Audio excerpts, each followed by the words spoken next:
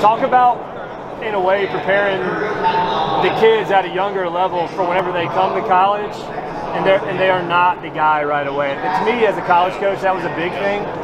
I would always see a pattern of, like, early in the season, everybody's on board.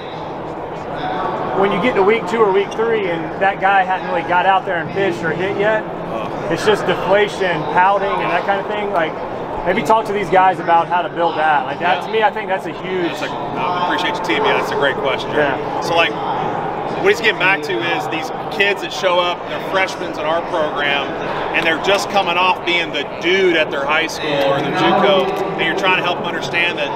Remember when you were 14 and you got to high school and you didn't start as a freshman, you played JV, then your sophomore year you played a little bit more JV, maybe a couple varsity starts, then you were the man junior and senior year. Yeah, it's kind of how it's going to go here. So you're trying to help them have that perspective because obviously you want them to buy into what's going on in the development pattern. The tough part, I think, is it's too far removed and their ego is already where it is. So they forget that as a freshman you were humble. You were humbled, and they forget that. And so now they're 18, they're walking through that process again. I think it starts, and I got some really good high school coach buddies that do this. If I can connect you with somebody, I'd love to do it. But here's the great part, like they make their seniors get invested with the freshmen. And so it forces them to don't get removed from it, hang out with all the 17, 18-year-olds, hang out with this 14-year-old and make sure he gets it. And then make sure you walk the path with him through his career, and it makes that transition better. And as a high school coach, you got to spend time reminding him of that. I know he signed with Miami, but hey, when you get to Miami, they signed a bunch of other dudes too.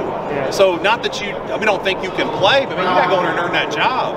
And so it's always keeping that healthy perspective that you as the coach can give your player, and then obviously we do that on when they get there. Hey, remember, that guy's 24. He's got a little bit more experience than you do. Let's have a healthy perspective about how you're going to mature in our program and grow.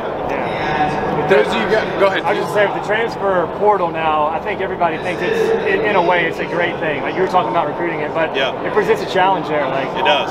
You bring in talented guys, and like as a coach now, you're having to kind of think like, well, I can see it now as a college coach. If I was a recruiting coordinator still, I would be thinking when I signed person X, in my mind right away I'm thinking, oh, I got person Y who's coming too. Immediately I'm thinking that could be not an issue because you got to bring the right kid on, but it's something you have to figure manage. out. And every guy on every good college baseball team, every hitter was someone else's 3-hole hitter. But now you've got to convince them that you should hit in the 6, and you're going to have to hit in the 7, and you should hit in the 9. This is how we're going to win. And so it's a battle of egos, but it comes back, I keep harping on the same thing, Chris. Come back to people. Like, you just got to manage people. And I think players, no different than coaches, they just want someone to be honest with them. Let me be crystal clear, but more importantly, honest with you. And this is what I got, and they respect that. They don't respect throw the lineup card and you just get to sulk on the end of the bench and figure it out. I need to have a conversation with you weeks ahead of time so you already know what that lineup card's going to look like. Now I can manage you. Does that make sense?